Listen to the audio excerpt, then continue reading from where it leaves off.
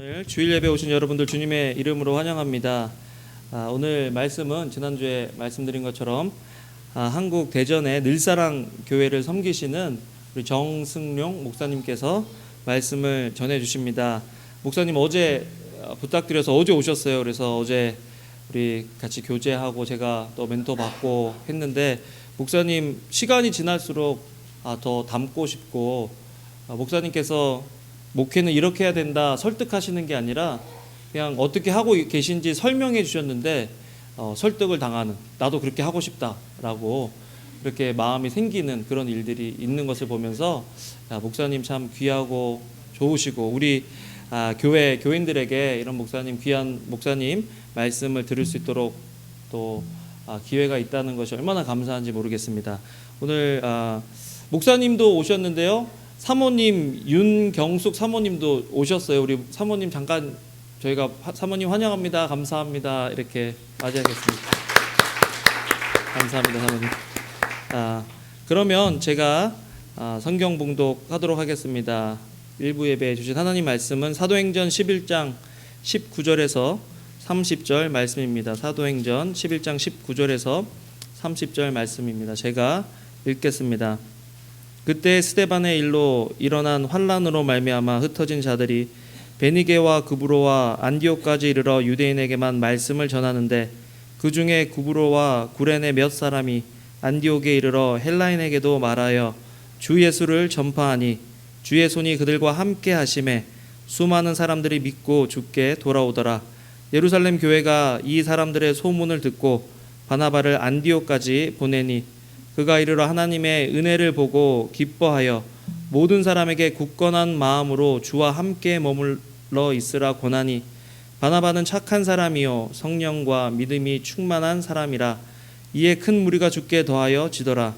바나바가 사울을 찾으러 다소에 가서 만남에 안디옥에 데리고 와서 둘이 교회에 1년간 모여 있어 큰 무리를 가르쳤고 제자들이 안디옥에서 비로소 그리스도인이라 일컬음을 받게 되었더라. 그때에 선지자들이 예루살렘에서 안디옥에 이르니 그 중에 아가보라 하는 한 사람이 일어나 성령으로 말하되 천하에 큰 흉년이 들리라 하더니 글라우디오 때에 그렇게 되니라. 제자들이 각각 그 힘대로 유대에 사는 형제들에게 부조를 보내기로 작정하고 이를 실행하여 바나바와 사울의 손으로 장로들에게 보내니라. 아멘. 목사님 나오실 때 우리 환영의 박수로 목사님 맞이하도록 하겠습니다.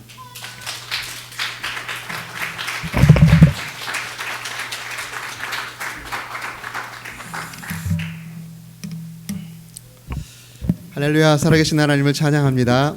아멘. 우리를 위해 죽으시고 또 우리를 위해서 부활하신 우리 주 예수 그리스도가 성령으로 이 자리에 함께 하시고 우리 예배를 기쁘게 받으시는 줄로 믿습니다.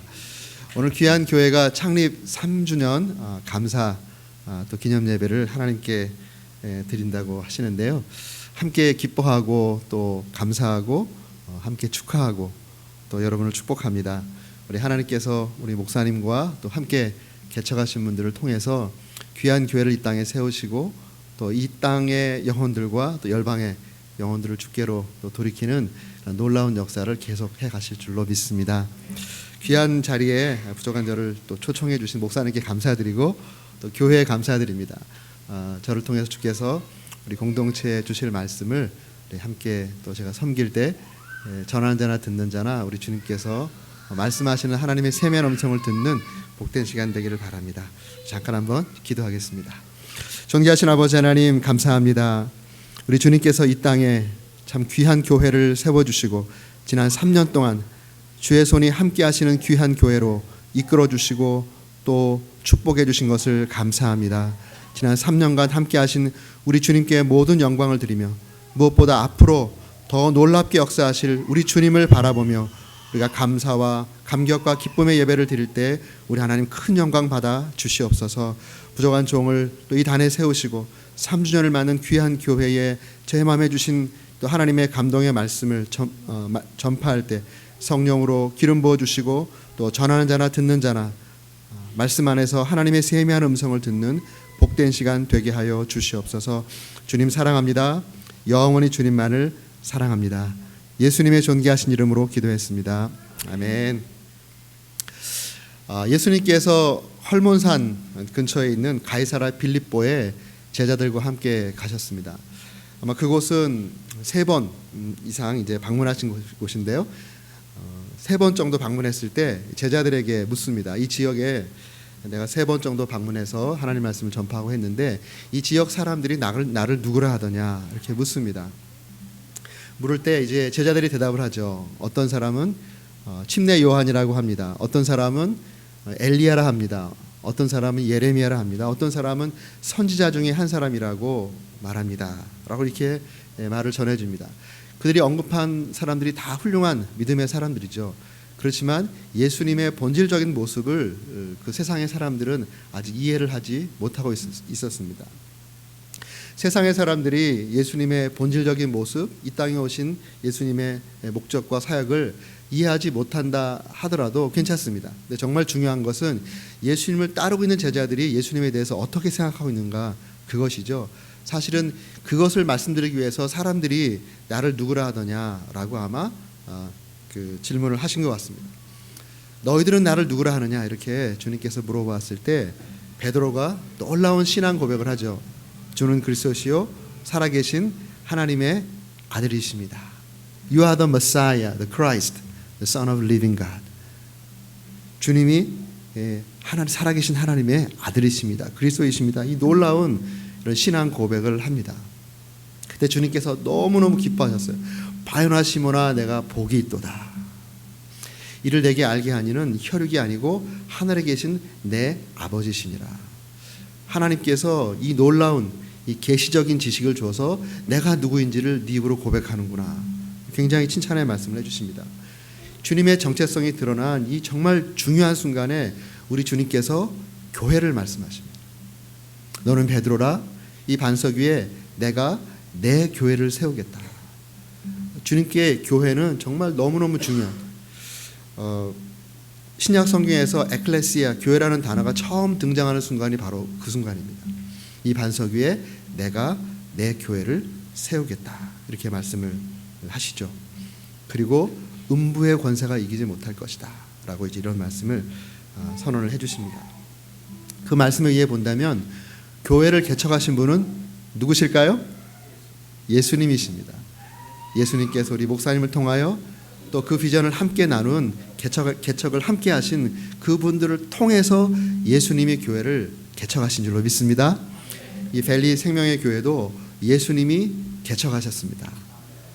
또 내가 내 교회를 세우겠다라고 하는 이 말씀 속에 세운 것으로 끝나는 것이 아니라 세워 가시겠다라고 하는 주님의 의지가 담겨져 있어요. 지난 3년 동안 주님께서 이 교회를 세우시고 또 이 교회를 이렇게 아름답게 인도해 주셨습니다. 우리 목사님 수고하시고 또 개척하신 분들 함께 고생 많이 하셨고 또 그 이후에 오셔서 함께 몸을 이루신 귀한 분들, 정말 우리 하나님의 섭리 가운데 있는 정말 축복의 백성들입니다. 우리가 노력을 많이 하고 수고를 많이 하고 기도를 많이 하고 또 아까 그 한 형제님 기도할 때 우리 목자들의 그 사역 눈물 기도를 기도하는 가운데 울컥했잖아요. 제가 그 심정을 알아요. 영혼들을 섬기기 위해서 애쓰고 기도하고 또 정말 안타까워하는 그런 모습, 힘들면 같이 아프고 또 좋은 일을 맞으면 같이 기뻐하는 그 목자의 심정을 제가 알기 때문에 저도 울컥하더라고요. 기도를 들으면서. 그렇게 수고하신 우리 목자들이 많이 계십니다. 그런데 그 수고를 다 통틀어 가지고 누가 교회를 세워 오셨냐면 주님께서 교회를 세워 오셨습니다. 그래서 이 시간 우리 주님께 영광을 드리고 또 앞으로 세워가실 주님의 그 놀라운 역사를 기대하는 것이죠. 제가 우리 변 목사님 만나면서 참 귀한 목사님이다. 한 가지 좀 마음에 안 드는 건 저보다 키가 너무 커서 제가 우러러봐야 돼서 좀 그게 조금 힘든데요. 정말 우러러볼 만한 귀한 목사님이다. 정말 순수하고 그리고 예의가 바르고 겸손하고 하나님이 정말 마음껏 쓰실 수 있을 만한 몰랑몰랑한 목사님이다. 사람이 딱딱하면 하나님이 쓸 수가 없어요. 근데 몰랑몰랑하면 주님께서 원하시는 모습을 만들 수가 있거든요. 근데 정말 몰랑몰랑하신 분이에요. 그래서 정말 저도 기쁘고 또 감사하고 목사님을 알게 돼서 너무 기쁜데요. 이제 벨리 생명의 교회가 3주년 맞으면서 이런 아까 기도하는데 이런 생각이 드는 거예요. 하나님이 교회를 축복해 주셔서 차세대 이민 교회의 모범이 되는 교회가 되게 해주세요. 지금도 하나님의 은혜가 있어서 잘 이렇게 왔는데 요새 교회 개척해서 교회가 이렇게 잘 성장하는 것이 굉장히 힘든 시대를 맞았습니다. 지금 우리가 사는 시대가 포스트 크리스천 에라예요. 후 기독교 사회입니다. 후 기독교 사회의 특징이 교회에 대해서 굉장히 하스털한 겁니다. 굉장히 적대적이에요. 그래서 교회가 개척됐을 때 옛날에는 십자가 꽂고 열심히 기도하고 타락하지 않으면 교회가 성장했던 시기가 있어요. 근데 지금은 그렇지 않습니다. 지금은 교회에 대해서 굉장히 이렇게 안 좋은 시각으로 보고 있는 이런 시대 가운데 교회가 개척되고 또 교회가 아름답게 성장했다는 것은 하나님의 특별한 섭리가 있고 또 목사님과 우리 성도님들에게 하나님의 계획이 있다는 것을 알 수 있습니다. 지금까지 이제 3주년 너무 잘 오셨는데 앞으로 차세대 이민교회의 모범이 되는 이러한 교회, 또 이 지역의 많은 영혼들을 구원하는 생명의 교회잖아요. 많은 영혼들을 구원해서 새 생명을 주는 그런 교회가 되고 또 이 지역뿐만 아니라 또 열방의 영혼들을 살리는 그런 귀한 교회가 되기를 간절히 바라는 마음으로 이 자리에 또 서게 됐고요. 또 오기 전에 기도할 때 하나님께서 오늘 주신 안디옥 교회의 말씀을 감동 가운데 주셨습니다. 그래서 안디옥 교회를 다시 한번 묵상하면서 안디옥 교회는 세계 선교가 시작되어서 그 안디옥 교회를 통해서 복음이 세계화되고 많은 영혼들이 주께 돌아오게 된 놀라운 기념비적인 교회이거든요. 벨리 생명의 교회가 이제 그런 교회가 되기를 바라는 마음으로 안디옥 교회를 또 생각나게 하신 줄로 믿습니다. 안디옥 교회 이야기를 서로 나눌 때 우리 교회가 앞으로 또 안디옥 교회 같이 그렇게 쓰임 받는 그런 교회가 되기를 바라는 마음으로 안디옥 교회가 어떤 교회였는지 한번 함께 나누어 생각해 보기를 원합니다. 오늘 본문으로 들어가 보시면 19절 말씀에 이렇게 표현하고 있죠. 그때 스데반의 일로 일어난 환란으로 말미암아 흩어진 자들이 베니게와 구브로와 안디옥까지 이르러 유대인에게만 말씀을 전하는데 그 중에 구브로와 구레네 몇 사람이 안디옥에 이르러 헬라인에게도 말하여 주 예수를 전파하니 주의 손이 그들과 함께 하심에 수많은 사람들이 믿고 주께 돌아오더라. 이렇게 기록하고 있습니다. 안디옥 교회, 오늘 본문에 나타난 안디옥 교회는 주의 손이 함께하는 교회였다. 주의 손이 함께했다는 것은 주님이 주도적으로 임재했던 또 주님의 능력이 머물렀던 그런 교회라는 것이죠.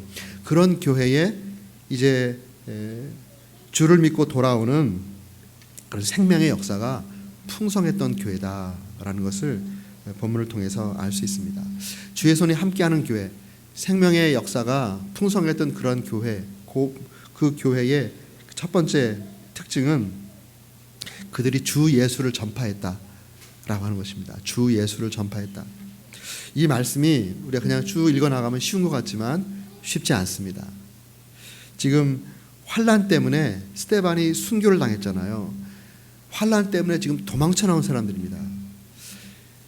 팔레스타인이라고 하는 어쩌면 시골 같은 이곳에서 이 믿음 때문에 이제 삶의 자리를 박탈당하고 도망쳐 나온 사람들이에요. 도망쳐 나와서 안디옥에 딱 이르렀는데 안디옥이 별천지인 겁니다. 지금 이제 성경 배경의 역사를 보면 지금 로만 엠파이어 때잖아요. 로마 제국 시대에 안디옥은 어마어마한 도시였습니다. 로마 제국에서 가장 큰 제1도시는 역시 로마였어요. 이태리 유럽 전체를 대표하는 로마가 가장 큰 도시였습니다. 두 번째로 큰 도시는 아프리카 전체를 대표하는 알렉산드리아였어요. 알렉산드리아도 그 당시에 로마의 문명과 또 종교와 학문을 꽃피웠던 아주 어마어마한 도시였습니다. 그리고 세 번째 도시가 어떤 도시냐면 아시아 전체를 대표하는 안디옥입니다.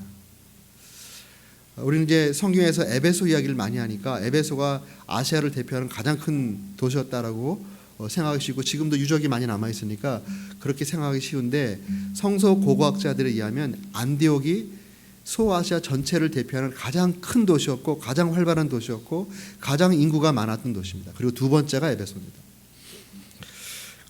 안디옥이 그 당시 아시아를 대표하는 그러한 도시였고 안디옥은 옛날부터 큰 도시였어요. 그 로만 엠파이어가 시작되기 전에 옛날 시리아의 또 한 수도였거든요. 그러니까 기본적으로 큰 도시에다가 로마가 전략적으로 그 도시를 키웠어요. 그래서 거기에 로마의 어마어마한 건물들, 로마의 길, 그리고 로마의 문명, 학문, 그리고 그 지역 자체가 천혜의 장관과 또 날씨가 좋은 이 캘리포니아처럼 날씨가 좋은 곳이었나 봐요. 그런 곳입니다. 그래서 퇴역한 로마의 장군들, 귀족들, 이 사람들이 은퇴를 하면 가서 살고 싶은 노년을 보내고 싶은 제1도시가 다른 곳이 아니라 안디옥이었어요. 안디옥. 그만큼 여러모로 이제 제반 시설이 좋은 것이죠. 그래서 이제 이러한 리서치를 했던 제임스 켈저우라고 하는 성서 고고학자가 바울의 발자취를 따라다니면서 바울이 거쳐갔던 그 도시들을 고고학적으로 이렇게 이제 자료들을 모으고 또 여러 연구들을 통해서 이제 책을 써냈어요. 근데 그 책에서 안디옥을 묘사할 때 제가 지금 이런 이야기를 쫙 한 다음에 제일 마지막에 이 시대 우리 사람들이 가장 쉽게 안디옥을 이해할 수 있도록 로마 시대의 안디옥은 the city of Antioch, Roman Empire, is that of Manhattan in our days. 영어로 하자면 그렇게 표현을 해놨어요. 그러니까 로마 시대의 안디옥은 우리 시대의 맨하탄과 같은 곳이다. 그만큼 많은 그러한 사람들이 있었고, 그리고 날씨도 좋고, 그리고 여러 제반 시설이 잘 되어 있는 그런 곳이에요. 풍요로운 곳이 한마디로 풍요로운 곳. 그런데 이렇게 풍요로운 곳에 시골에 있던 사람들이 온 거예요. 그것도 믿음 때문에 환난 받아서 도망쳐 온 사람들입니다. 그리고 지금 이제 안디옥 공동체가 아마 여기 있었을 것이다라고 고고학적으로 추정하는 그 곳이 지금 발견이 돼 있거든요. 그게 안디옥 도시가 내려다 보이는 저 산 등성의 한 동굴이에요. 동굴에서 살았어요. 요새 말로 하면 거의 홈레스 거지들이에요. 거지들. 초창기 안디옥에 왔던 그리스도인들 흩어져 온 사람들이 그런 사람들입니다. 그리고 저 마을 아래 저 화려한 도시들을 바라보면서 왔던 그런 공동체를 이뤘던 소수의 사람들이에요. 근데 이 사람들이 안디옥에 이르러서 안디옥에 와서 안디옥의 그 화려한 로마의 거리를 걸으면서 또 좋은 옷을 입고 좋은 차를 타고 다니는 사람들을 향해서 예수 믿어야 된다. 예수가 소망이다. 더 위험한 메시지. 예수가 주시다. 예수가 주시다라고 하는 이 복음의 메시지를 증거한 겁니다. 시골에 있었을 때나 또 이 대도시에 나왔을 때나 그들의 입의 메시지가 바뀌지 않았다는 것이죠. 그들의 가치관이 바뀌지 않았어요. 이게 정말 놀라운 겁니다. 우리 초대교회 보면 우리 로마세 당시를 얘기해 보면 로마 제국은 다문화 다종교 사회예요. 그렇기 때문에 그 많은 민족들과 그 큰 영토를 다스릴 수가 있었어요. 다문화 정책을 썼고 다종교 정책을 썼습니다. 그리고 어떤 종교를 갖든지 다 허용하는 그런 문화였어요. 단 시저의 권위에 대항하지 않고 정치적으로, 그리고 세금만 또박또박 내면 너희들이 어떤 신앙을 갖든지 어떤 문화를 형성하든지 don't care, 이런 상황이었거든요. 그런데 유일하게 한 부류의 사람들만 죽도록 권한을 받았어요. 그들이 누구죠? 그리스도인들이에요. 희한하지 않습니까? 다종교 문화, 다종교 정책을 쓰고 다들 포용하는 그런, 그래서 로마 시대에 회당들이 많았잖아요. 유대교도 다 인정해 줬어요. 하나님 믿는 유대교 다 인정해 줬는데 기독교인들만 엄청난 박해를 받았습니다. 왜 박해를 받았을까요? 예수가 주시다라고 하는 이 메시지 때문에 고난을 당한 겁니다. 이 주라고 하는 이 말씀은, 이 이야기는 당시에 황제에게만 쓰는 용어예요. 황제가 주권자다, 황제가 역사의 통치자다 라고 믿고 그 황제의 권위에 도전하지 말라고 했는데 기독교인들은 감히 그 권위에 도전을 한 거예요. 황제는 그냥 한 사람이고 예수가 주시다, 예수가 주권자고 예수가 역사를 통치하시는 참 하나님이시다 라는 이 메시지를 선포한 거예요. 이것은 자기의 목숨을 걸고 선포하는 거예요. 이 메시지 때문에 우리 히브리서 11장에 나와 있는 초대교회 성도들이 그렇게 고난을 당한 겁니다. 양의 가죽을 쓰고 맹수의 밥이 됐잖아요. 심지어는 톱으로 그 몸을 켜 죽임을 당하는 이 엄청난 고난을 당하면서도 예수가 주시다는 이 메시지를 포기하지 않은 거예요. 지금 우리가 듣는 것처럼 예수 믿으면 잘 산다, 예수 믿으면 부자 된다. 만약 이것이 초대교회 복음이었다면 아무도 고난당하지 않았어요. 아마 더 장려받았을걸요. 너가 예수 믿고 복 받아가지고 세금 많이 내라. 그렇지만 그들의 메시지는 그 메시지가 아니었거든요. 예수 믿고 천당 간다, 이것이 그들의 메시지였다면 그들은 고난당하지 않았어요. 예수를 믿든 뭘 믿든 이 땅에서 황제의 권위에 도전하지 않고 세금 잘 내고 그 다음에 니네가 믿는 종교 잘 믿어서 죽어서 천국 가는 거, 죽어서 뭐 어디 가는 거 don't care. 우리가 예수 믿고 천국 가는 거 맞는 이야기지만 예수가 주시다라고 하는 하나님 나라의 복음을 이들이 포기하지 않고 예수를 높이고 예수가 주신 것을 선포하면서 나갔다는 거예요. 그래서 이게 놀라운 겁니다. 여기 헬라인에게도 말하여 주 예수를 전파했다. Jesus is Lord. 예수가 curious, 예수가 주시다라는 이 말씀을 전파했다는 것이죠. 좀 전에 말씀드린 것처럼 이 말씀은 굉장히 위험한 말씀이에요. 위험한 메시지입니다. 그럼에도 불구하고 자기 자신은 거지 같은 홈리스 같은 그런 입장이지만 그 땅의 원주민, 그 땅에서 로마의 시민으로 호의호식하고 살아가는 사람들에게 예수가 주시다, 예수 믿었는데 예수가 참 소망이다, 예수가 온 인류의 주권자다 라는 그 말씀을 전했다는 것이죠. 그러니까 21절 말씀에 주의 능력이 그들과 함께 해주신 것입니다. 주의 손이 그들과 함께 하심에 수많은 사람들이 믿고 주께 돌아오는 놀라운 생명의 역사가 일어날 수 있었습니다. 귀한 교회가 계속 우리 주님께서 임재하시고, 아까 하나님 나라 우리 찬양을 드릴 때 하나님 나라 찬양하고 하나님 나라를 구할 때 주님의 임재가 우리 가운데 임한다. 주님의 임재가 우리의 개인의 삶 가운데, 우리의 가정 가운데, 교회 가운데 임해서 계속 주님께서 원하시는 생명의 역사가 일어나기 위해서는 예수께 집중해야 됩니다. 우리의 삶의 메시지가 예수가 주시다라고 하는 이 초대교회에 주님께서 위임해 주신 그 복음의 메시지에서 벗어나지 않을 때 주님께서 함께 해주시는 거예요. 지금 복음이 많이 타락됐어요. 교회가 왜 이렇게 힘들어졌을까? 우리가 세상이 바뀌어서라기보다는 복음이 타락했기 때문에 교회가 힘들어진 거고 세상이 어려워진 겁니다. 좀 전에 말씀드린 것처럼 우리가 많이 듣는 복음이 자본주의적 복음이에요.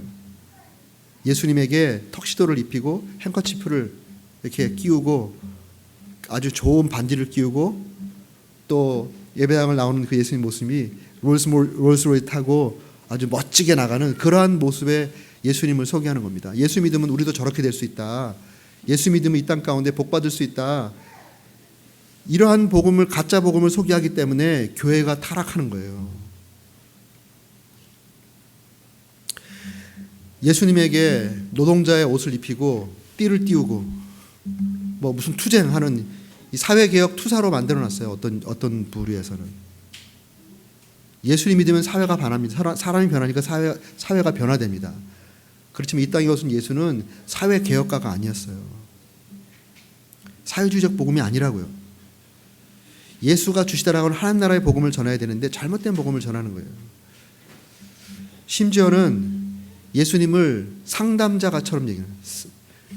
나의 그 아픈 마음을 위로해주는, 그래서 나에게 그 정신적인 고통에 그런 진통제를 주는 그러한 그 상담대로 변화시켜놨어요. 팝 사이콜로지, 심리학에 물든 복음, 자기개발서에서나 볼 수 있는 이러한 복음, 이러한 이야기들을 교회에서, 이 강단에서 자꾸 외치는 거예요. 그러니까 성도들이 참된 복음을 듣지 못하고 예수가 주시다, 이 복음을 듣지 못하니까 점점 병들어가는 거예요. 그리고 교회가 병들어가는 겁니다. 예수가 참된 예수님 모습으로 주는 그리스도시요 살아계신 하나님의 아들이십니다라고 하는 이 참된 신앙 고백이 있지 않은 교회에 주님께서 어떻게 있을 수 있겠어요? 그러니 교회가 어려워지는 겁니다. 그런 메시지가 없는 사람을 어떻게 그리스도인이라고 할 수 있겠어요? 그러니까 그 사람 가운데 그리스도의 임재의 능력이 나타나지 않는 것이죠. 여러분, 귀한 교회 지금까지도 복음 중심으로 잘 오신 줄로 믿습니다. 앞으로 계속 예수가 주시다라고 하는 이 하나님 나라의 복음으로 더욱더 교회가 철저하게 무장되기를 주의 이름으로 축원합니다. 백문일답이란 말이 있어요. 모든 질문의 답은 딱 한 가지예요. 우리가 던지는 모든 질문, 뭐 사회가 왜 이럴까? 내가 왜 이럴까? 우리 자녀들이 왜 이럴까? 이 고통의 문제는 뭘까? 이 모든 질문에 유일한 대답 딱 한 가지가 있어요.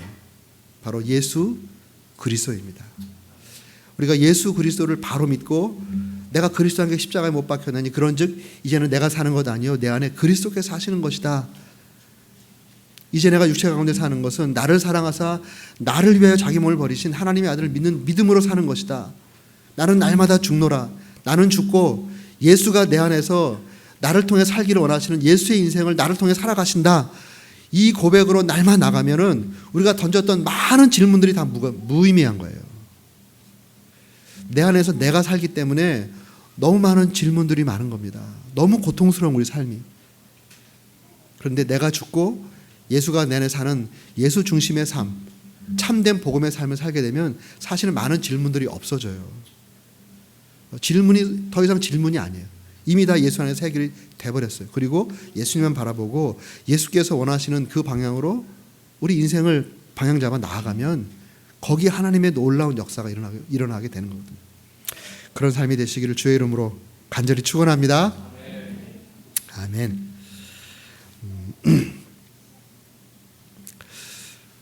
그리고 이제 안디옥 교회가 어떤 교회였는가 보면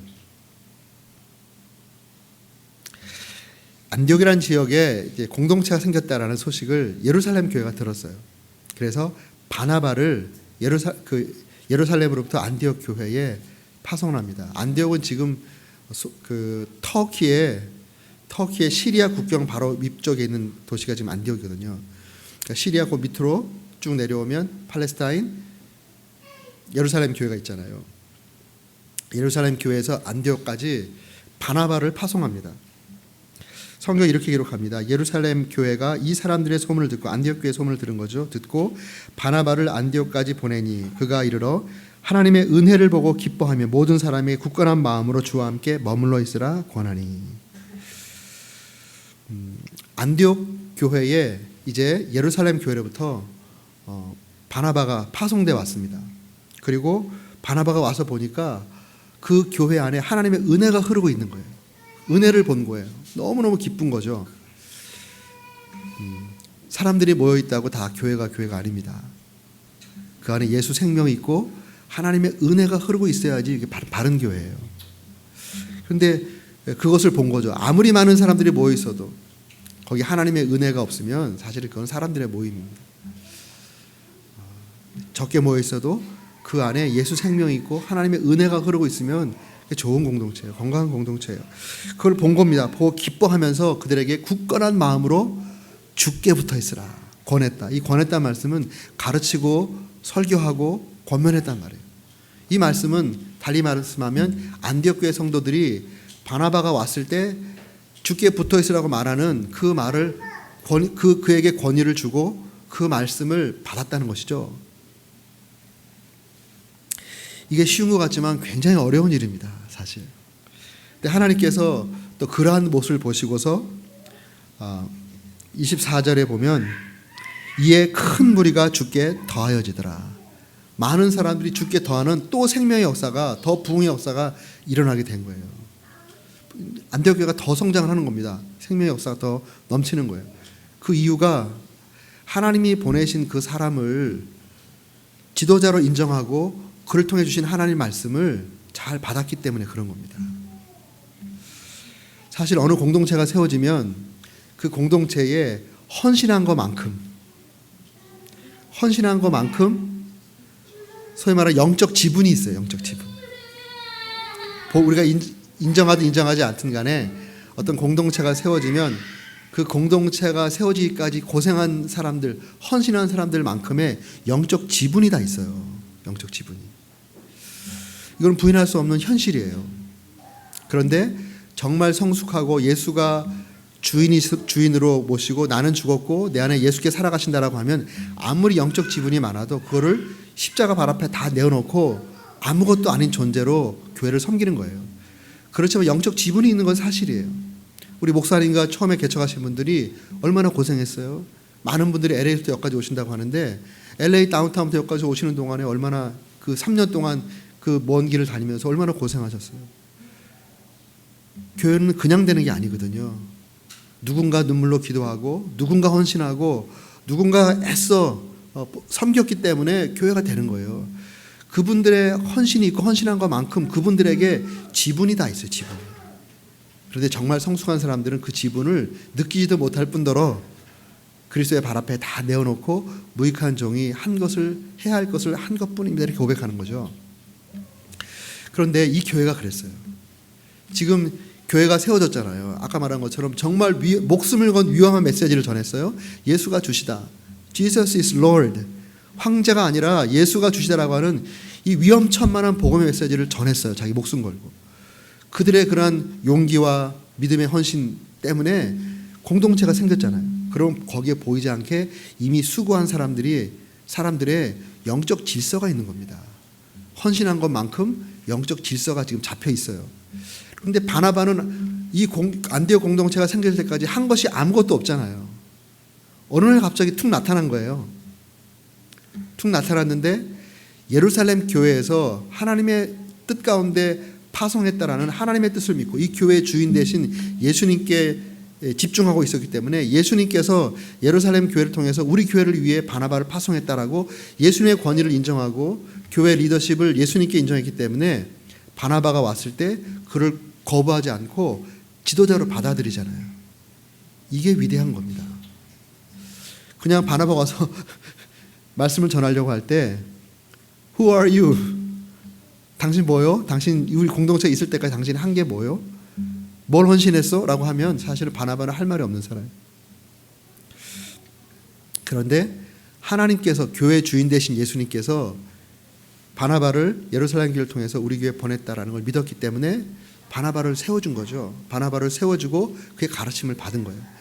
이 건강한 모습을 보니까 주님께서 더 많은 사람이 죽게 돌아오는 생명의 역사를 또 허락해 주는 거죠.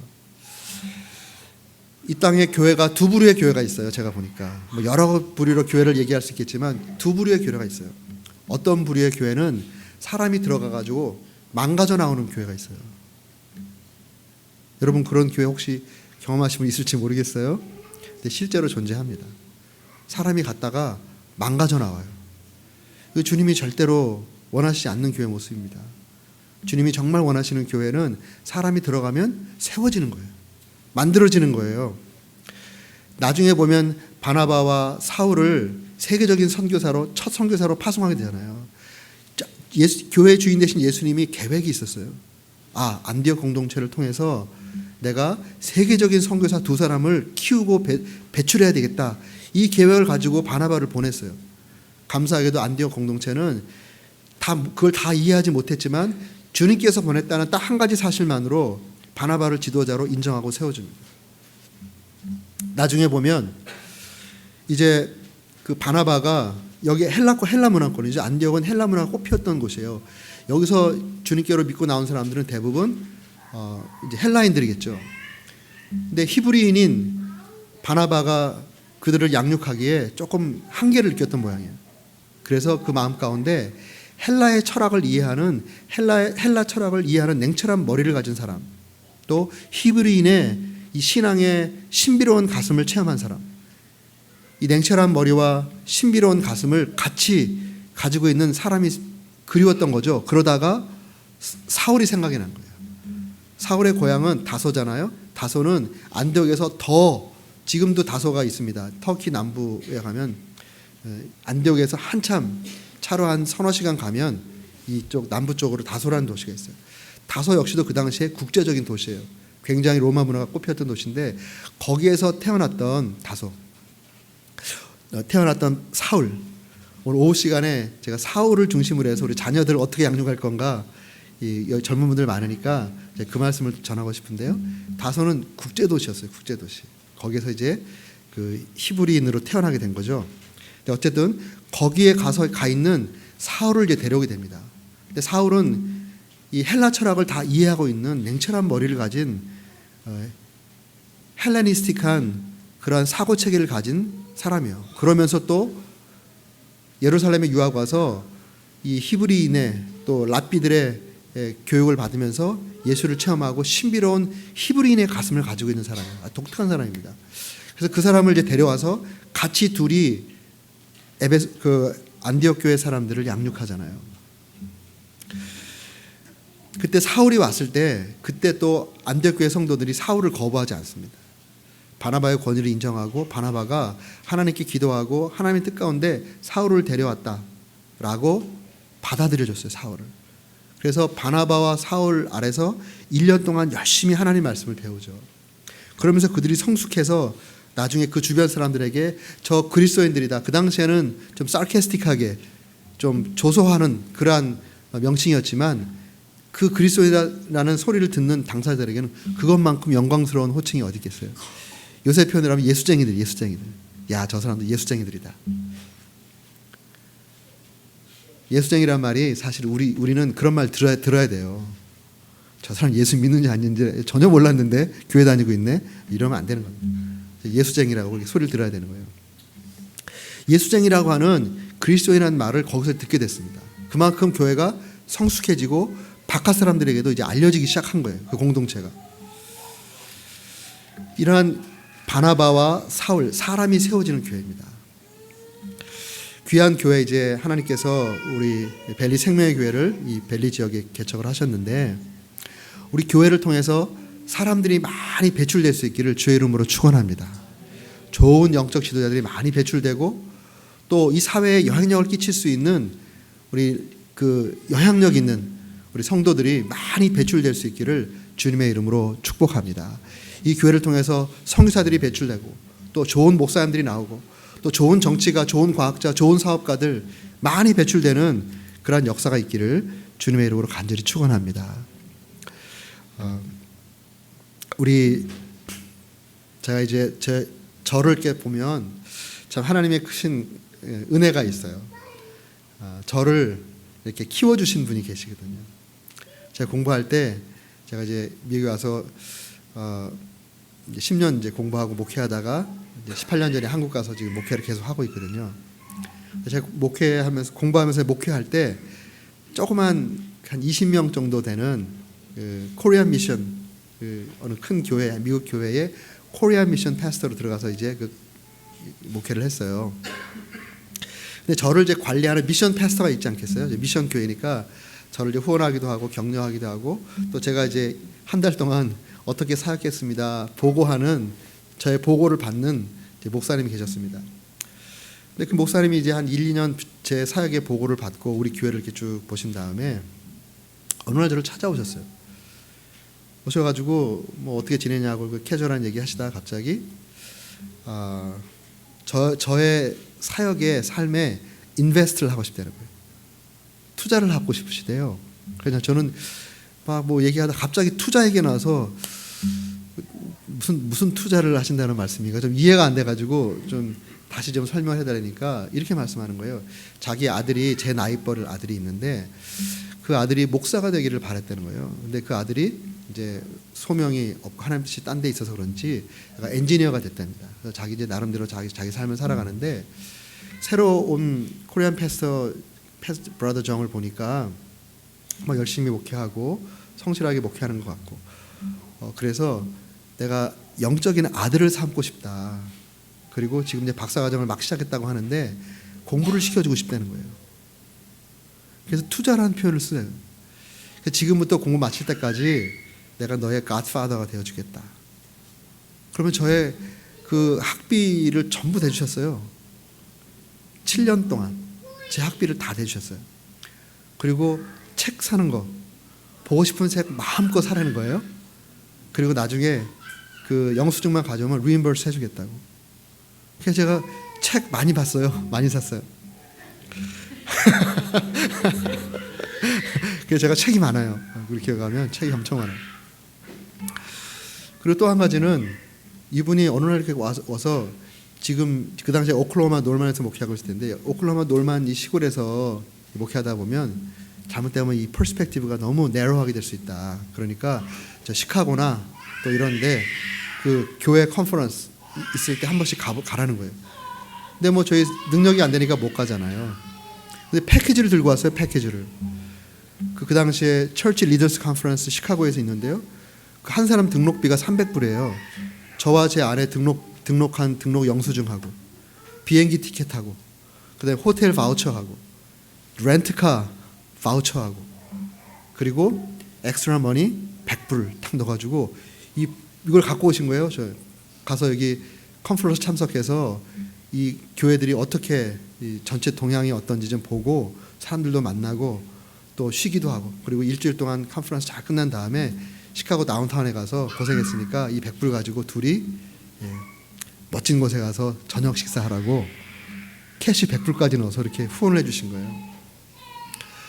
그걸 그 패키지를 받고 시카고에 가서 정말 많은 걸 아이 오프닝 익스피리언스 한 거죠. 아 이런 것도 있구나 보고 배우고 그리고 시카고 여행도 하고 그리고 잘 돌아왔습니다. 지금 돌아보면 너무너무 감사한 거예요. 그분이 저를 이렇게 키워준 거죠. 제가 이제 학위가 다 마쳤어요. 그 다음에 우리 집사람한테 이제 그레이스도 공부를 해야 된다고. 우리 집사람 학비를 다 대줬어요. 그래서 박사과정 하는 그 중간 정도까지 학비를 다 대줬어요. 나중에 우리 교회에서 그 사실을 안 거예요. 우리 교회 사모님이 박사과정 공부하고 있으면 그것이 다 우리 교회 유익이 되는데 도와주시는 미국 목사님 감사하지만 우리 교회가 충분히 도울 수 있는데 이제는 우리 교회가 더 하겠다고. 그래서 이제 연락해서 이제 감사하고 그만해도 된다 그리고 우리 교회에서 학비를 다 대줬어요. 지금 돌아보면 너무너무 감사한 거죠. 그리고 지금도 가끔 이제 만나면 항상 저를 위해서 기도해 주고 계세요.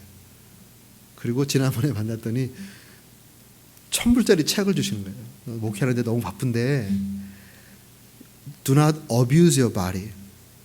너 몸 상하지 않게 해라. 너 body를 abuse 하지 말라. 열심히 목회하는 거 좋은데 건강 상하면 안 된다고 이 1,000불 가지고 둘이 리트릿을 하고 그 다음에 리트릿한 사진을 보내달라는 거예요. 너무너무 감사하잖아요. 그래서 제가 항상 마음으로 고맙고 저를 이렇게 키워준 목사님으로 제 정말 갓파더로 생각하고 있어요. 미국에 오면은 시간 될 때마다 찾아뵙고 인사드리고 지난번에 이제 제가 용돈을 좀 드리고 왔어요. 생각하면 감사한 거죠. 그래서 제가 저희 교회에 이제 한번 초청하고 싶어가지고 미국에 전화했어요. 목사님, 사모님과 함께 우리 교회 한번 오십시오. 저를 이렇게 키워주신 목사님, 우리 교인들에게 좀 소개해드리고 싶다고. 그랬더니 이러시는 거예요. 패스터 정, 자기가 한국에 가고 또 호텔에 머물고 뭐 이런 건 참 좋은 거지만 사람을 키우는 사랑은 아래로 흘러내려가는 거다. 나한테 갚을 생각하지 말고 나한테 갚을 재정이 있으면 기도하고 키울 사람을 하나님 인도하신 가운데 찾아서 그 사람에게 그 사랑을 흘려보내라는 거예요. 제가 너무너무 감동이 된 거예요. 사람은 이렇게 키우는 거구나. 여러분의 기도 속에 여러분의 재정 사용 속에 사람이 세워지는 역사가 있기를 바랍니다. 가장 귀한 거예요. 천하보다 귀한 게 한 영혼이잖아요. 우리 목자님들 정말 수고 많이 하시죠. 주 앞에 서면 우리 면류관을 받아요. 면류관 중에 가장 큰 영광의 면류관은 누구에게 주냐면 목자에게 주는 겁니다. 영광의 면류관은 목자의 몫이에요. 그래서 사람을 품고 사람을 세운다는 거, 우리 각 목장에서 사람 풀고 사람을 세우는 것 너무너무 귀중한 일입니다. 또 우리 교회가 기도하면서 우리 담임 목사님 잘 세워주시기 바랍니다. 제가 우리 늘사랑 교회 지금 18년 목회하는데요. 안식년, 안식월 4번 했어요. 4번. 제가 박사 논문을 못 쓰고 갔어요. 왜냐하면 교회에서 저를 청빙해서 하나님 뜻이 있기 때문에 제가 박사 논문을 쓰지 못하고 갔어요. 그러다 박사 논문 이제 마무리되는 그 시점이 됐는데 논문을 못 썼어요. 그러니까 교우들이 모여가지고 한 가지 결의를 했습니다. 제가 간 지 2년 반 만에 오랫동안 공부하셨는데 박사 논문을 쓸 수 있도록 교회가 우리 목사님께 시간을 드려야 된다. 그래가지고 6개월 논문 안식년을 주셨어요. 그래서 제가 미국에 와가지고 6개월 동안 축월하고 논문 써가지고 논문 컴플리션을 했잖아요. 그리고 교회에 돌아갔어요. 그리고 이제 7년 정도 사역하고 나니까 너무 지친 거예요. 이제 목사님 7년 동안 사역하면서 너무 지치고 고생하셨는데 우리가 힘들겠지만 1년 안식년 드리자고. 그래서 1년 안식년으로 10년 전에 미국에 왔어요. 얼바인에 지금도 얼바인인데 얼바인에 있었어요. 1년 동안 있으면서 제 피로도 풀고 우리 교회가 앞으로 어떤 방향으로 나아갈지 기도하고서 주님의 음성을 듣고, 뭐 교회는 좀 힘들었죠. 제가 막 성장하다가 제가 없는 기간 동안에 이렇게 플래토이 되더라고요. 플래토. 뭐 교회도 힘든 면도 있죠. 그런데 교회가 잘 참아주고 또 저와 제 아내가 잘 회복이 돼서 다시 교회 돌아가서 사역을 시작하는데, 교회가 이렇게 성장하다가 이렇게 1년 동안 플래토 하다가 제가 돌아간 다음에 이렇게 성장한 거예요. 이렇게. 교회도 좋고 저도 좋고. 그리고 이제 그 사이에 교회 건축을 하게 됐어요. 건축 끝나고 너무 이제 피곤하고 지치죠. 그런데 건축 끝나고 새로운 지역으로 이사 가니까 교회가 새롭게 자리 잡느라고 이제 시간이 막 없잖아요. 그리고 이제 교회가 이제 굉장히 중요한 시기니까 7년이 돼서 안식년을 해야 되는데 교회에서 3년만 더 사역했으면 좋겠다고. 그리고 이제 안식년 하시면 좋겠다고. 그리고서 너무 지쳤으니까 2달 동안 가서 쉬었다 오시라고 미국에 보내줬어요. 2달 동안 미국에서 쉬다가 다시 돌아가서 3년 사역하는 동안에 교회가 이제 잘 자리를 잡고, 그리고 제가 없어도 또 주님께서 주신 비전을 따라서 쭉 나갈 수 있게끔 준비가 됐어요. 1년 동안 지금 안식년 지금 와 있고 이번 이제 6월 중순이면 다시 돌아가거든요. 물론 교회 조금 힘든 것도 있죠. 목사님이 안 계시면. 그런데 그 사이에 이제 또 교회가 잘 이렇게 주님의 뜻 가운데 또 우리 부목사님들이 잘 이렇게 목회 잘하고 해가지고 제가 이번에는 제가 없는 1년 동안에 교회가 성장했어요. 많이 성장했어요. 새로운 성도가 260명 정도가 왔어요. 제가 없는 동안에 100명 정도 떠나고 260명 정도가 왔어요. 160명 정도가 성장한 거예요. 제가 없는 동안에. 제가 너무너무 하나님께 감사한 거예요. 우리 교회 성도들에게 자랑스러운 거예요. 제가 지난번에 갔을 때 우리 성도님들 너무 자랑스럽다고. 담임 목사에게 의존하지 않고 교회의 참된 주인이시고 교회를 참되게 인도하고 세워가시는 예수님 바라보고 흔들림 없이 교회가 꾸준히 가는 이 모습을 보니까 제가 너무 자랑스럽다고. 우리 성도님들이 그렇게 말할 수 있는 것이 또 너무 감사했어요. 그런 과정을 통해서 은혜를 제일 많이 받는 것 같아요.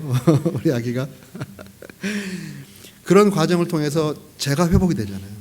제가 회복이 되고 여기 있으면서 좋은 목사님들 만나고 또 공부도 하고, 이제 그러면서 우리 교회가 앞으로 나아가야 할 그러한 새로운 방향에 대해서 제가 더 연구하고, 이제 돌아가면 또 주님께서 말씀하신 바대로 우리 교회가 또 새로운 또 그러한 사역으로 나가게 될 텐데요. 제가 돌아보면 제가 늘세랑 교회 사역하면서 제가 소진된 게 아니에요. 제가 망가진 게 아니에요. 제가 점점점 세워지고 있는 거예요. 목사님들이 목회 마치면서 일을 가는 목사님들이 있어요. 교회 너무 힘들어가지고, 너무 망가져가지고. 그건 교회가 잘못된 거예요. 목사님도 목회를 잘못한 거지만 교인들도 잘못한 거예요. 교회 시간이 갈수록 목회를 많이 하면 할수록 목사님이 더 훌륭한 목사로 세워지고, 성도님들이 더 훌륭한 성도님들로 세워지고, 사람들이 서로가 뮤추얼 리스펙트 하는 가운데 서로가 세워지는 교회가 주님께서 정말 기뻐하는 좋은 교회입니다. 귀한 교회가 그렇게 되기를 주의 이름으로 축원합니다. 그러면 하나님께서 세울 사람들, 세우고 싶은 사람들을 이곳에 보내는 거예요. 저 교회는 안심한다. 저 교회에 내가 이렇게 쓸 사람을 보내면 분명히 세워질 걸 내가 믿기 때문에 내가 안심하고 보낸다. 이런 교회가 되면요, 교회가 부흥하는 거예요. 저 교회 가면 분명히 새 생명을 얻게 된다. 그런 믿지 않는 영혼들을 주께서 교회 부흥은 주께서 이루시는 거거든요. 우리가 하는 게 아니에요. 주의 손이 함께해야만 영혼들이 거듭나요. 성령의 역사거든요. 그래서 성령께서 그렇게 역사해서 믿지 않는 영혼들이 거듭나게 되고, 또 인생의 방황은 예수님 만나면 끝나지만 신앙생활의 방황은 좋은 교회를 만나야 끝나는 거예요. 신앙생활의 방황을 하고 있는 사람들이 얼마나 많은지 모릅니다. 이민교회 너무 많아요. 제가 보니까 이민사회에 신앙의 예수님을 만났지만 바른 교회를 만나지 못해서 신앙의 방황을 하고 있는 사람들이 너무 많은 거예요. 조금만 수틀리면 교회 떠나버리고, 조금만 수틀리면 교회 떠나버리고, 이 교회 갔다 저 교회 갔다. 이거는 건강한 모습이 아니에요. 괜찮습니다. 놔두세요. 헬로. 고마워. 예. 그런데 그렇게 신앙에 방황하는 사람들이 주님께서 너는 이 교회 가면 신앙의 방황을 끝내고 내 바른 일꾼으로 성장할 것이다. 주님께서 그런 마음을 가지면, 그런 교회를 인정받으면 신앙에 방황하는 사람들이 이 교회를 보내주셔요. 그러면 교회가 든든하게 세워져 가는 겁니다. 그런 교회가 될 수 있기를 주의 이름으로 축원합니다. 아멘. 그리고 또 27절부터 37절까지의 이 말씀을 보면 아가보라고 하는 그 선지자가 임하게 되죠. 아가보라는 선지자가 예루살렘에 왔는데 성령께서 그에게 감동을 하시고 예언의 말씀을 주셨어요. 앞으로 천하의 흉년이 될 것이다. 이 예언의 말씀을 준 겁니다. 근데 클로디어스 황제 때, 실제로 이제 로마 황제에 보면 여기는 글라우디오라고 우리 번역을 했지만 클로디어스 황제가 있어요. 이 클로디어스 황제 때 진짜로 엄청난 그 흉년이 임했어요. 로마제가 거의 전 지역이 흉년에 임하게 됐습니다. 그런데 흉년이 임하면 대도시는 그래도 살만해요. 근데 시골은 어려운 거예요. 근데 안디옥은 대도시라고 그랬잖아요. 이 대도시이기 때문에 흉년이 임해도 그렇게 어렵지 않았어요. 그리고 이제 교회가 이렇게 점점 성장하면서 좀 이렇게 능력이 좀 생긴 것 같아요. 근데 예루살렘 교회는 시골이잖아요. 굉장히 어려웠어요. 그래서 이제 이 흉년이 들 것이다라고 예언을 했던 그 이유가 이제 흉년이 들면 예루살렘 모 교회를 도와주라라는 이러한 그 감동을 그러한 하나님 의도 가운데 흉년이 들 것이다라고 이렇게 감동을 주신 거예요. 그것을 성령에 잘 깨닫고 이렇게 말합니다. 29절 말씀에 제자들이 각각 그 힘대로 유대에 사는 형제들에게 부조를 보내기로 작정하고 이를 실행하여 바나바와 사울의 손으로 장로들에게 보내니라. 사실 이것도 그냥 뭐 그럴 수 있겠다라고 싶지만 사실은 쉬운 일이 아닙니다. 이 사도행전의 이 배경을 보면 사도행전 6장에 처음으로 초대교회에 분규가 생기잖아요. 분규. 뭐 때문에 분규가 생겼냐면 헬라파 과부들하고 히브리파 과부들이 교회 안에 있었어요. 그런데 서로 이렇게 경제적으로 도와주는 일이 있었는데 히브리파 과부들한테는 이 구제가 잘 가는 거예요. 근데 헬라파 과부들한테는 제대로 구제가 가지 않는 거예요. 그러니까 헬라파 그리스도인들이 이럴 수가 있느냐 하면서 같이 이렇게 분규가 생긴 거예요. 사실 헬라파 그리스도인들에는 상처죠. 물질적인 문제 때문에 상처를 받은 거예요. 나중에 이제 그 문제를 해결하기 위해서 사도들은 말씀과 기도에 전무하게 되고 7집사를 뽑아서 그 일을 이제 하게 해죠. 이제 교회가 저 시스테마이즈 된 겁니다. 이런 배경으로 볼 때 이 헬라파 교회는 주된 세력직이 누구냐면 안디옥 교회는 헬라파 그리스도인들이 주를 이루고 있는 그런 교회예요. 그러면 이 헬라파 그리스도인들이 재정적인 문제 때문에 히브리파 그리스도인들에게 상처를 한번 받은 거예요. 사실 제일 무서운 게 감정이 상한 겁니다. 사람이 굉장히 이성적인 것 같지만 감성적이에요. 그래서 마음이 상하면 얼마든지 이성적으로 저 사람이 틀렸다고 얼마든지 이성적으로 레셔널라이즈 할 수 있는 게 인간이에요. 저 사람이 좋으면 틀렸어도 얼마든지 맞다라고 레셔널라이즈 할 수 있는 게 인간이에요. 그래서 인간은 근본적으로 정서적인 존재입니다. 근데 마음이 상했어요. 정서적으로 마음이 상했는데 성령의 은혜 가운데 그 물질적인 문제로 마음이 상한 사람들에게 물질을 그들에게 돕는 이러한 일을 하게 하신 거예요. 이게 성령의 인도하심에 민감한 그러한 교회 모습이에요. 자기 마음의 상처를 성령의 은혜로 극복해버린 겁니다. 그래서 이웃을 섬기고 돕고 옆에 교회를 돕는 그러한 교회가 안디옥 교회예요. 그러니 하나님께서 복을 주시겠죠. 하나님께서 이웃 교회에 하나님의 축복이 흘러갈 수 있는 축복의 통로로 안디옥 교회를 축복하시고 그리고 축복이 되기 위해서 내가 먼저 축복을 받는 거예요. I was blessed to be a blessing. 여러분 잘 아시는 말씀이잖아요. I will bless you to be a blessing. 아브라함에게 한 얘기예요. 여러분이 복을 받았다면 그 복은 다른 사람에게 복이 되기 위해서 복을 받은 거예요. 개인적으로든 공동체적으로든 하나님께 나에게 복을 주셨다는 것은 다른 사람에게 다른 교회에 복이 되기 위해서 나를 복 주신 거를 그걸 잘 깨달아야지 그 복이 점점 풍성해지는 거예요. 창대해지는 거예요.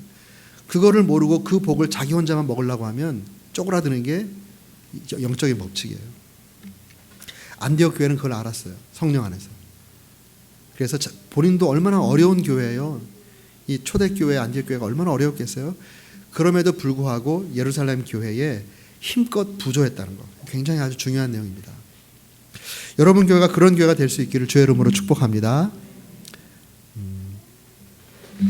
기도로 복이 되고 또 섬김으로 복이 되고 또 물질로 복이 되는 그런 교회가 될 때 주께서 더 섬길 수 있도록, 더 축복의 통로가 될 수 있도록 복을 주시는 거예요.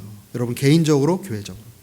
제가 듣기로 우리 교회가 이제 개척돼서 3년이 지났는데, 이제 우리 교회가 개척돼서 3년이 올 수 있도록 우리 교회에 복이 되어 주신 샌딩 처치가 있잖아요.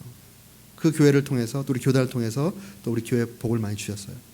또 3년 동안 하나님께서 또 은혜 가운데 교회가 잘 성장하게 하고, 지금 이제 얘기 듣자고 하니까 또 이제 우리 벨리 생명의 교회가 샌딩 처치가 돼서 또 어느 교회를 이제 돕기 시작하셨다고 얘기 들었습니다. 맞죠?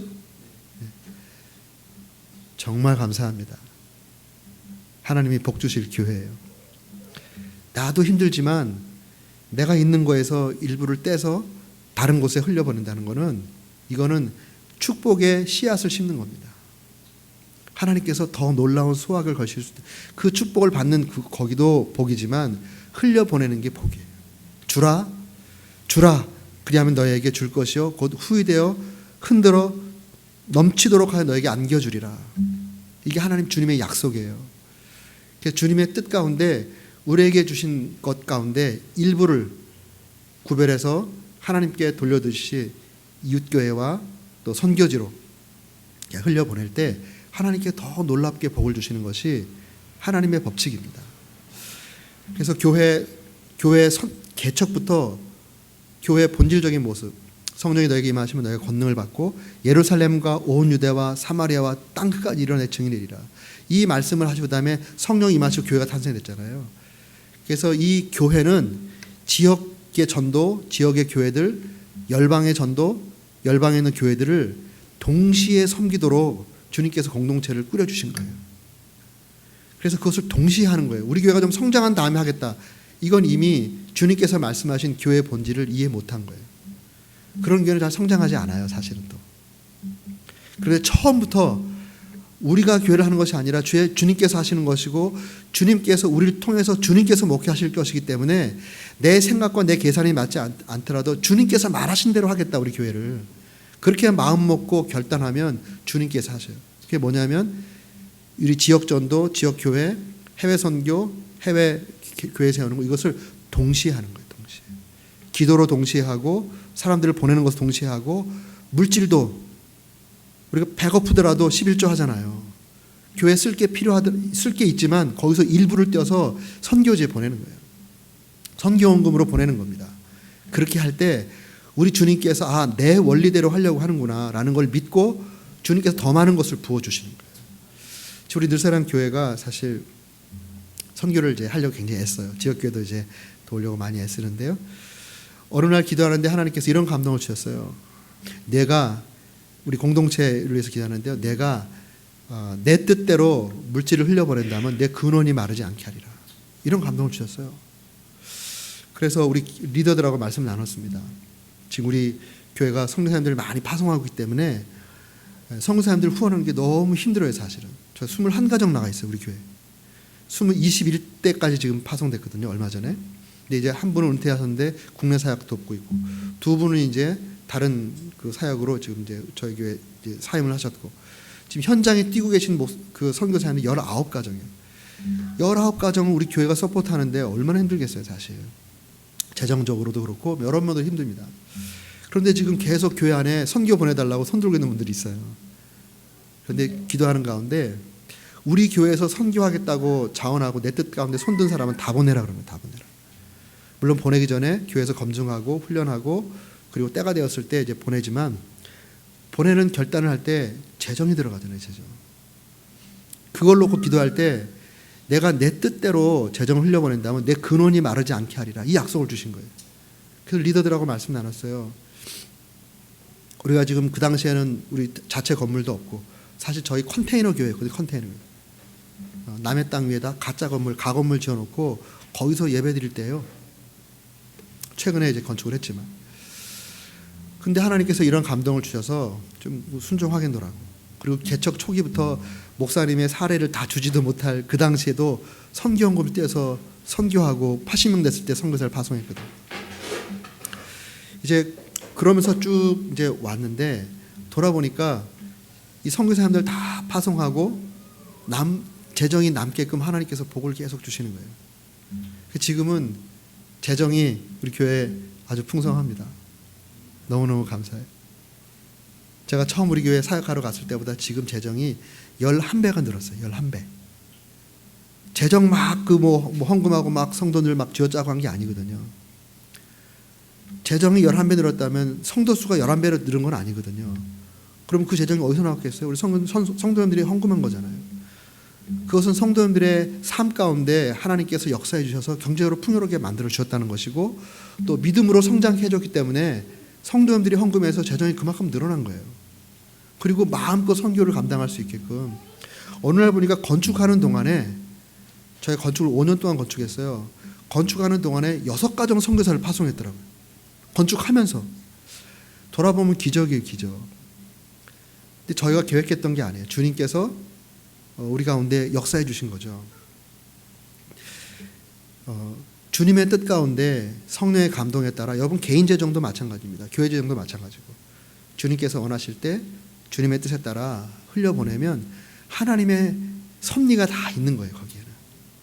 그리고 주님께서 더 많은 것을 예배해 놓으시고 우리의 믿음을 테스트하기도 하시고 또 그것을 통해서 하나님께서 사실 일이 있기 때문에 그런 감동을 주시는 거예요. 그래서 우리 개인적으로 내가 주님 때문에 가난해진다 그러면 내가 그 가난을 충분히 감당하겠다. 교회적으로 주님 때문에 가난하게 되는 것을 두려워하지 않겠다. 이런 마음을 가지면은 절대로 가난해지지 않습니다. 내가 가난해지는 거 두려워해가지고 막 재정에 집착하면 가난해지는 거예요. C.S. 루이스가 이런 얘기를 했어요. 하늘을 구하는 사람은 하늘도 얻고 땅도 얻는다.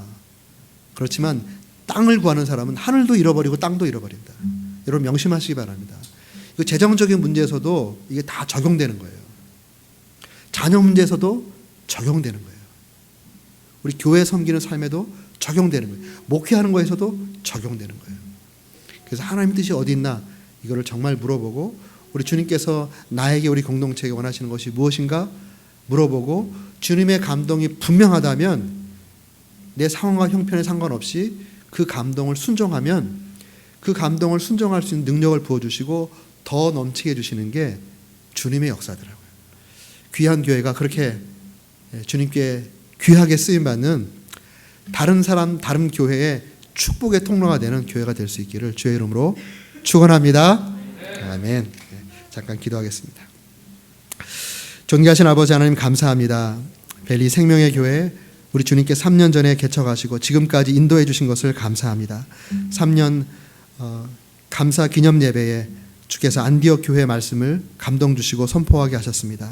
하나님 아버지 우리 안디옥 교회가 예수가 주이신 이 참된 복음으로 무장할 수 있도록 축복해 주시고 모든 성도님들의 그 입에서 예수가 주시다라고 하는 이 고백과 함께 예수를 주로 모시고 종으로 살아가는 그런 삶이 구현될 수 있도록 주께서 복을 더하여 주시옵소서. 아버지 귀한 교회에 사람들이 많이 세워질 수 있도록 복 주시기를 간절히 바라고 원합니다. 또 귀한 교회를 마음껏 축복하시고 또 교회를 통해서 주변의 교회와 또 열방을 축복하는 그런 축복의 통로가 되는 교회 될 수 있도록 하나님 복을 더해 주시옵소서. 예수님의 존귀하신 이름으로 기도했습니다. 아멘.